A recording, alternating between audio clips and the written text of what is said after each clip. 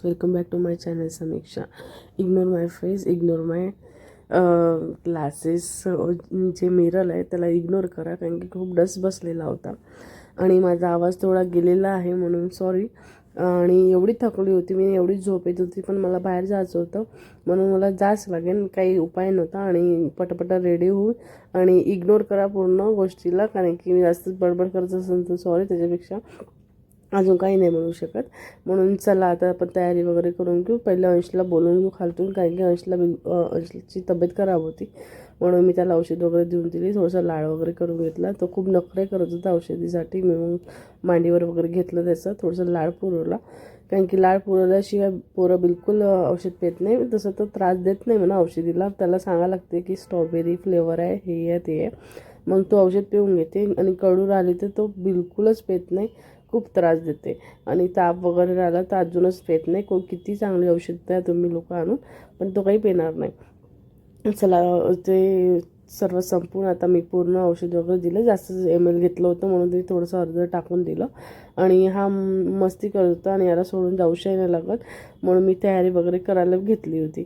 पण हा का कुठे ऐकायचा, तो जातच नव्हता माझ्याजवळून. मग मी म्हटलं थोडंसं लाड करून घ्या. खूप म्हणजे असं दूर गेलं तर मग आठवण येते ना पोराची. मला का माहीत होतं का हाही मागं लागेल.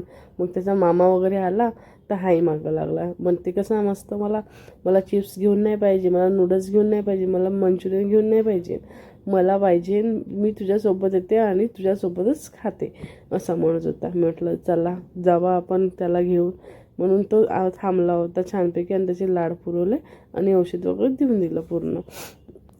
मग ते पाणी वगैरे पाजत होतं. पाणी पिते का म्हटलं तर नाही म्हणे. मग मी म्हटलं ते उरलेलं औषध होतं झाकणामध्ये, ते त्याच्यात पाणी टाकून त्याला पाजून दिलं. असं सर्व आटोपलेलं होतं. आणि असं आटोपल्यानंतर मी कोणता ड्रेस घालू हा विचार करत होती. आणि मी म्हणत होती की काय घालून काय नाही. किती बायकाजवळ किती कपडे असले तरी विचारच येते का कोणते घालावं, काय घालावं, काय काय करावं ना काय नाही. कारण की बायकांना स्वतःचे कपडे नाही आवडत, लोकांचेच कपडे आवडत असते. जे दुसऱ्यांनी घातले असते ते आपल्याला आवडत असते.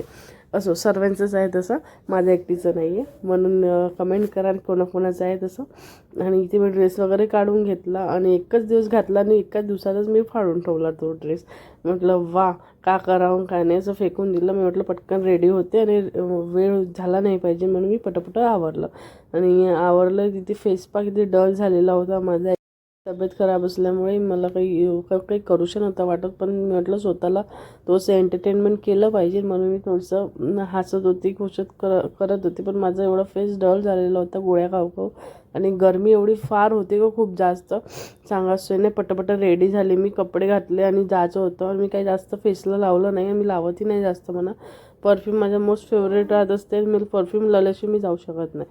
म्हणून मी पटापट रेडी झाली, फक्त लिपस्टिक लावली आणि चालली होती. आणि म्हणजे केस वगैरे खुले नव्हते ठेवणार, मी बांधणारच होती. एवढी गरमी होती नागपुरात का खूप जास्त सांगू नाही शकत. मग आम्ही गेलो बाहेर आणि किती तयारी झाली तरी तोंडाला बांधून फिरलो तर काही अर्थच नाही ना. आणि हा मागं लागलेला होता आणि आम्हाला न्यास लागलं शेवटी आम्हाला याला. आणि याला नेल्याशिवाय होत नाही आमचं. आणि हा बघ, याला झोपही येत होती तरी तो यासाठी तयार होता. मी म्हटलं असो, आमच्यासोबत कामं करण हा, कामं करायसाठी तर थांबत नाही बिलकुल. पेट्रोल पंपमध्ये थांबलो होतो आम्ही पेट्रोल भरायसाठी. माझा भाऊ पेट्रोल भरत होता, तेवढ्यात तो इकडे तिकडे जायसाठी करत होता. आणि म्हणते कसं आम्ही डोसा खातो. मग फायनली आम्ही त्याला डोसा वगैरे चालून दिला. किती झोप येत होता जो माहिती का, खूप जास्त झोप येत होता. तरी खादाड उठला डोसा खायसाठी. आणि डोसा थोडासाच खाल्ला, काही खात नाही वगैरे जास्त, तो थोडासाच खाल्ला. म्हटलं असं पोराच्या पोळात काही तर जाईल म्हणून आम्ही डोसा वगैरे घेतला आणि डोसा खाल्ला. डोसा वगैरे आणला होता. आणि जे बाजूचे पोरं होते ना एवढे बडबड करत होते पण खूप जास्त सांगाच सोय नाही. आणि इग्नोर वेळ झालेलं होतं, 3:30 वाजले होते. आणि बॅकग्राऊंड इग्नोर मारा. आणि चाबी मी लपून ठेवते तिथे, तुम्ही पाहू शकता की कुठे लपून ठेवते. कोणी चोराची नाही माझी चाबी. आणि मी तिथेच ठेवत असते नेहमी. आणि सर्वजण आमच्याकडे तिकडे इकडेच ठेवत असते, कोणाच्या घरी नेऊन ठेवत नसते, कोणाला त्रास देईन म्हणून.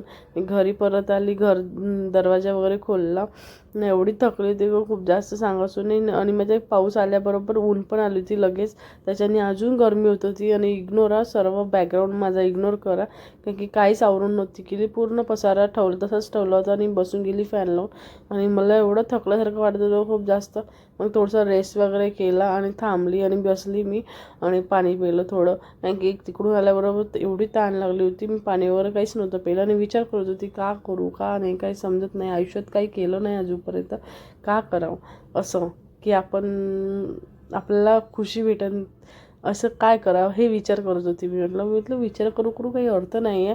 किती केलं तरी आपण काही खुश होणार नाही. किती म्हणजे आपलं स्वतःचं किती केलं काही आणून ठेवलं तरी आपण थोड्या वेळ खुश होऊन नंतर आपण तसंच हो. म्हणून मी इग्नोर मारला तेवढा. मग विचार केला काही करू शकत नाही, जाऊ दे सोड.